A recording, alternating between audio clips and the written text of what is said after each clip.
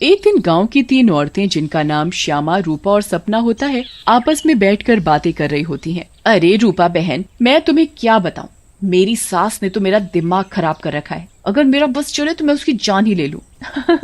अरे क्या हुआ श्यामा बहन, इतना गुस्से में क्यों हो? शांति मौसी ने क्या कर दिया? हाँ तुम घर में अकेली हो ना, इसीलिए इतने मजे से रहती हो। हमसे पूछो जिनकी सास है, एक तो खाती हैं इतना, रोटी बना बना कर मेरे तो हाथ ही थक जाते हैं, ऊपर से हर काम में कमियां निकालती हैं। सही कह रही हो श्यामा बहन, मेरी कहानी भी कुछ कुछ तुम्हारी तरह ही है। मैं तो जरा सा अपने मर्द के साथ बैठ क्या जाऊं, पता नहीं कहां से बुढ़िया को खबर मिल जाती है, वहीं आकर सर पर खड़ी हो जाती है। हाँ ये तो चिंता की बात है सपना बहन, मौसी को समझाओ, नहीं तो दादी कैसे बनेंगी। रूपा की बात सुनकर तीनों जोर जोर से हंसने लगती हैं। तभी उनकी नजर एक गोलगप्पे वाली पर पड़ती है। गोलगप्पे वाली बहुत ही सुंदर होती है, उसे देखकर तीनों से रहा नहीं जाता और वो तीनों गोलगप्पे वाली के पास चली जाती हैं। अरे तुम तो औरत होकर गोलगप्पे बेच रही हो। ये तो पहली बार देखा है। अरे तो बहन, इसमें बुराई क्या है, कोनो गलत काम थोड़ी ना कर रहे हैं, मेहनत कर रहे हैं। वैसे आप लोग खाओगे गोलगप्पे? बातें तो बहुत अच्छी बनाती हो, चलो देखते हैं गोलगप्पे कैसे हैं।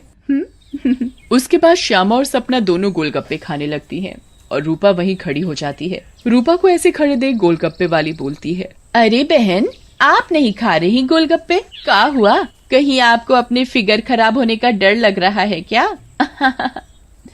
अरे नहीं नहीं, ऐसी बात नहीं है, मैं बस बाहर का सामान कम खाती हूँ और कोई बात नहीं, इन दोनों को खाने दो। श्यामा और सपना गोलगप्पा खाने के बाद बोलती हैं, अरे वाह गोलगप्पे वाली, क्या गोलगप्पे हैं, मुंह से तो स्वाद ही नहीं जा रहा, मजा आ गया।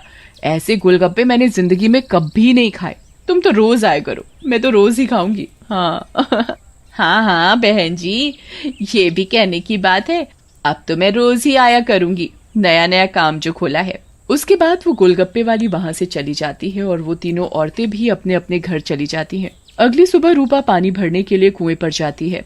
वहाँ औरतें आपस में बातें कर रही होती हैं। अरे रूपा बहन, पता है तुम्हें श्यामा और सपना कहाँ है? कहाँ है मतलब? अरे अपने घर पर होंगी और कहाँ? आहा, अरे नहीं रूपा बहन, वो दोनों अपने घरों से गायब हैं। कोई कह रहा था कि उनका चक्कर चल रहा था मर्दों के साथ और उन्हीं के साथ घर छोड़कर भाग गई हैं। बेचारे उन दोनों के पति। रूपा को ये बात सुनकर बहुत गुस्सा आता है और वो बोलती है, तुम्हें शर्म आनी चाहिए, औरत होकर औरतों के बारे में ऐसी बातें करते हो। ऐसा कहकर रूपा वहाँ से चली जाती है। शाम को वही गोलगप्पे वाली गांव में फिर से आती है। चीनू और टीनू नाम के 2 मंचुले उसे देखकर बोलते हैं,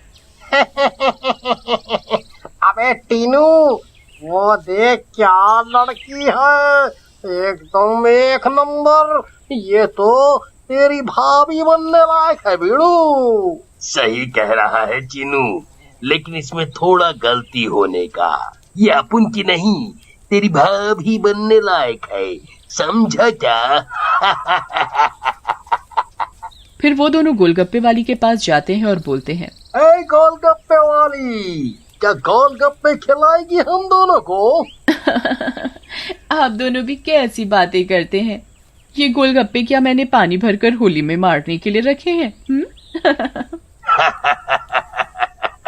आप बहुत मजाक किया हो मेरी तरह। वैसे क्या नाम है आपका? नाम में क्या रखा है साहब, आप गोलगप्पे खाइए ना, अगली बार आऊंगी तो नाम भी पता चल जाएगा। फिर चीनू और टीनू गोलगप्पे खाने लगते हैं। वाह, क्या गोलगप्पे हैं, कितने टेस्टी, लगता है तुम्हारे हाथ चूम लूं। मजा आ गया, मजा। फिर टीनू और चीनू गोलगप्पे वाली के सारे गोलगप्पे खा जाते हैं। अरे आप दोनों तो बहुत सारे गोलगप्पे खा गए, कहीं आपका पेट ना खराब हो जाए। कुछ नहीं होगा हम दोनों को, हम दोनों का बॉडी एकदम स्टील के माफिक है। वैसे कल आएंगी आप यहाँ? लेकिन गोलगप्पे वाली कुछ नहीं बोलती और वहाँ से चली जाती है। रात में ज्यादा गोलगप्पे खाने की वजह से टीनू और चीनू के पेट में दर्द होता है। हाय रे, मर गया। अरे टीनू भाई, ये लड़के का चक्कर अपन दोनों के लिए भारी पड़ गया रे। बहुत तेज दर्द हो रहा है पेट में। सही बोल रहा है भाई, अब उनके पेट में भी बहुत गुड़गुड़ गुड़गुड़ सा हो रहा है और टॉयलेट तो कई बार होकर आया।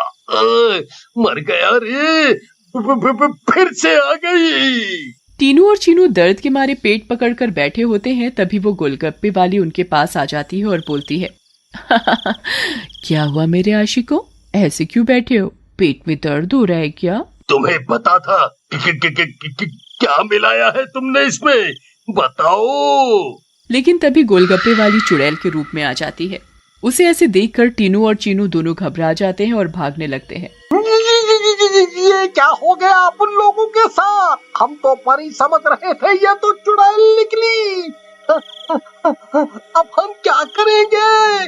भागो रे भागो, अपनी जान बचाकर भागो। अब हम क्या करेंगे? करेगी तो ये चुड़ैल, अगर हम यहाँ से नहीं भाग पाए, इसलिए भागो यहाँ से। लेकिन चुड़ैल उन दोनों को पकड़ लेती है और मार डालती है और वहाँ से चली जाती है।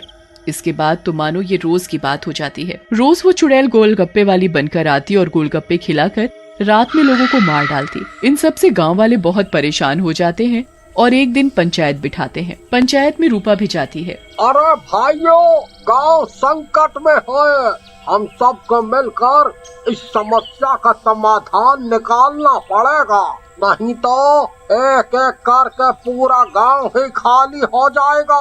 तभी रूपा का पति दीनू बोलता है, लेकिन सरपंच जी, हमें तो कुछ पता नहीं है कि ये सब कौन कर रहा है, या लोग अपने आप घर छोड़कर जा रहे हैं।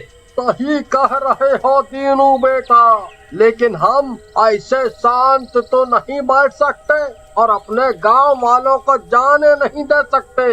हमें कुछ तो करना ही होगा। हाँ। फिर पंचायत में कोई भी फैसला न निकलने पर सभी गांव वाले अपने अपने घर चले जाते हैं। उसी दिन दोपहर में चुड़ैल फिर से गोलगप्पे वाली का भेष बदल कर गाँव में आती है। रूपा उसके पास जाती है और बोलती है, अरे गोलगप्पे वाली, जरा गोलगप्पे खिला दे, सुबह से मन खराब हो रहा है, शायद चटपटा खाने से ठीक हो जाए। लेकिन तभी उसकी नजर गोलगप्पे वाली के पैरों पर पड़ती है। गोलगप्पे वाली के पैर उल्टे होते हैं। रूपा ये देखकर समझ जाती है कि हो ना हो ये इसी का किया धरा है। रूपा सब समझने के बावजूद गोलगप्पे खाने लगती है और खाकर वहाँ से चली जाती है और दीनू के घर में जाकर सारी बात बताती है, जिसे सुनकर दीनू बोलता है, तुम पागल हो गई हो क्या रूपा? अगर उस गोलगप्पे वाली पर तुम्हें शक था तो तुमने गोलगप्पे क्यों खाए और अपनी जान जोखिम में क्यों डाली? मैंने अपनी जान जोखिम में नहीं डाली। तुमने एक बात पर ध्यान नहीं दिया, गांव में जितनी भी लाशें मिली हैं वो सिर्फ आदमियों की हैं, एक भी औरत की नहीं है। इसका मतलब ये है कि ये चुड़ैल अभी सिर्फ आदमियों को मार रही है। लेकिन रूपा, फिर भी औरतें तो गायब हो रही हैं और वो चुड़ैल निकली तो तुम उसका मुकाबला कैसे करोगी? हम औरतों में बड़ी शक्ति होती है, हम अगर अपनी पर आ जाएं तो किसी को भी अपने बस में कर ले। ये तो एक चुड़ैल है, इसे मैं देख लूंगी। तुम चिंता मत करो। फिर रूपा और दीनू अपने कमरे में सो जाते हैं। लेकिन रूपा की चिंता में दीनू को नींद नहीं आती और वो आंख बंद करके लेटा रहता है। रात में चुड़ैल उन दोनों के कमरे में आती है और रूपा को यूं आराम से सोते हुए देखकर हैरान रह जाती है। ये औरत तो वाकई बहुत निडर है, क्या मत सो रही है, लेकिन आज के बाद डरेगी। ऐसा कहकर चुड़ैल सोती हुई रूपा को उठा लेती है और जंगल की ओर चल पड़ती है। दीनू भी चुपचाप चुड़ैल का पीछा करने लगता है। चुड़ैल एक गुफा के सामने पहुंचकर रुक जाती है और गुफा को खोलती है। खुल जा सिमसिम। गुफा का दरवाजा खुल जाता है और चुड़ैल अंदर चली जाती है। दीनू भी चुपके से उनके पीछे पीछे अंदर चला जाता है। अंदर जाकर चुड़ैल रूपा को एक अंधेरे कमरे में ले जाती है और रोशनी करती है। जैसे ही वहाँ रोशनी होती है, गांव की बाकी औरतें भी रूपा को दिखाई देती हैं। श्यामा और सपना भी वहाँ होती है। अरे चुड़ैल, ये सब क्या है? गांव की औरतें, तुम ये क्या कर रही हो? लेकिन चुड़ैल कुछ नहीं बोलती। रूपा बहन, ये चुड़ैल पूर्णिमा के दिन हम सब औरतों की बलि देगी, बचा लो हमें।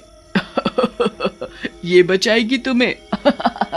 इसकी जान तो खुद खतरे में है। तभी वहाँ दीनू आ जाता है और बोलता है, रूपा की नहीं चुड़ैल, बल्कि तू खतरे में है। दीनू सब औरतों को जलती मशाल दे देता है। चुड़ैल, तूने हमको और गांव वालों को बहुत परेशान किया है, गोलगप्पों की कसम, तुझे छोड़ेंगे नहीं। ऐसा कहकर औरतें चुड़ैल के ऊपर मशाल डाल देती हैं और चुड़ैल जलने लगती है। मुझे जाने दो, छोड़ दो। लेकिन चुड़ैल थोड़ी ही देर में जलकर